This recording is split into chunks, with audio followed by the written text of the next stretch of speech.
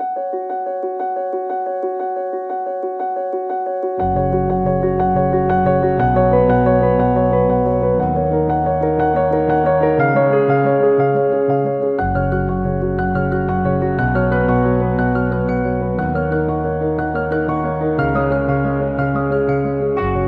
name's Michelle Sturge, and I joined, I think it was in 1999, when the actual club started serving youth. And I believe that was a long time ago, but I believe it was Tony Revilio who talked to me about getting on the board. And as soon as I did, I was super excited to help serve the youth in Yerington and Mason Valley, because there was a big hole in the bucket as far as after school, before school programs and summer programs. So that was super exciting. It started out as everybody knows, this building, which was, when I was a kid growing up, was a Chevrolet dealership. I worked in this building for Pies and Switch Motors for a short period of time. And then it sat vacant for a while and eventually became what it is today. And where the teen center is, as a kid growing up, that was a restaurant. I would go to the swimming pool and from 1 to 3 and swim, and then sneak over with my 75 cents and get French fries and a Coke. Sometimes got to make my own French fries, and now it's a teen center. I had to go down to Jeff's office one day, and so I went in there, and Brad Evans was in there talking to him, and he was the salesman then for the sod farm. And I guess he was over in Hawthorne, and he found out that they had created a little kind of a boys and girls club to get the kids together in the summertime to have something to do. So I told him that, well, let me get a hold of Tom, and he maybe get the Boys and Girls Club involved in this, because they were well supporters there, So I called up Tom, and he said, yeah. So next 2 days later, his brother came down, and Mo, who was in charge of the Boys and Girls Club, came down, and that's actually how it was thought about, going into the Boys and Girls Club business instead of just doing something in the community. My brother was highly involved with the Reno Club.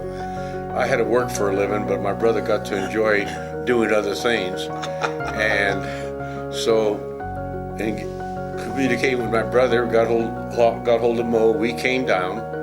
And it was very interesting. Also at the same time, Jeff brought up a garage right here in town, which is down below us. And that they thought they would be able to purchase that, and if there was a chance that we could get some people involved to raise some money. Right. And theoretically, guys, that was the start of the Boys and Girls Club, and what a success. I'll never forget it. I came out, I'd never been to Yerington before either. I'd lived in Carson City for several years. I remember coming out here to visit with the then director and some board members just to see what this Boys and Girls Club was all about and what they had going on here. And I'll never forget it. I come into town and it's pretty quiet, almost like a ghost town. I was like, where is everybody?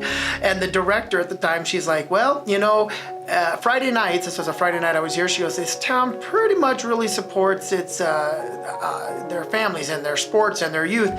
Everybody was at a football game. And so I went and I saw this massive crowd of people, and what it said to me was, you got a community here that's very family oriented. And then we went and she brought me to different people in this town to talk about the Boys and Girls Club, and eventually made our way here to the club, which at that time was all being renovated and construction, and there was just a very small piece that was actually dedicated to youth at the time. But I just remember how impressed I was about how this town really did get behind their families.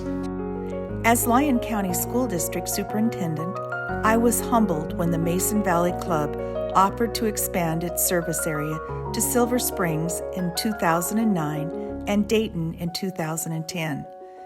Travis and his team understood the enormous need to serve families and children in Lyon County, especially during the overwhelming stresses of the recession. Thank you. The expansion in Silver Springs and Dayton would not have been possible without the vision and support of the Lyon County School District Board of Trustees. Charles Shirley, Theo McCormick, John Stevens, Maureen Willis, Russ Coletta, James Huckabee, and Neil McIntyre. They are all heroes. The board was committed to help our families within the schools in every way possible.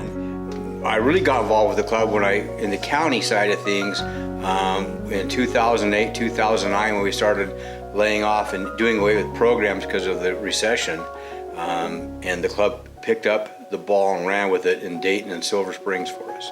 And they continued, and to this day continue that operation.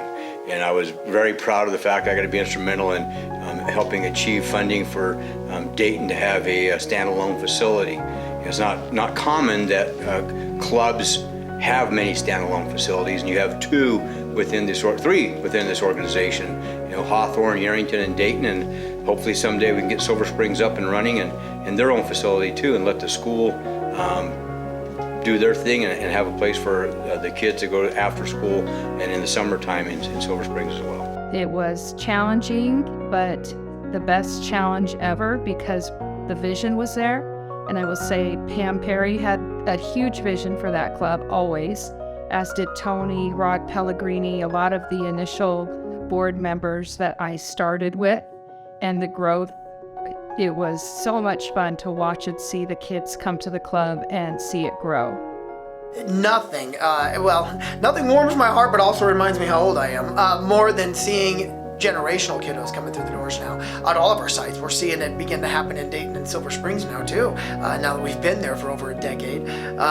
So to see parents and coming through these doors that were once kids and now picking up their kids that are all over these places, it warms the heart to know that there's that trust, number one, that the families that went through it, but you hear them talk. I love talking with the parents now who were club kids, affectionately talking about what the club meant to them, and in a lot of ways you hear that second home term, right? And so to know that they trust us with their kids and their kids are coming back through these walls, and it gives me a chance to see them as adults too and keep up with them.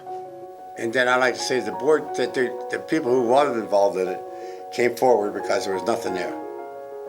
I mean, and they really put their time in and their money into it to get it started. And once you're in an association like this, I go down and help out one night at country for 3 or 4 days, help out down there and get all that set up and everything. And then I donate here and there.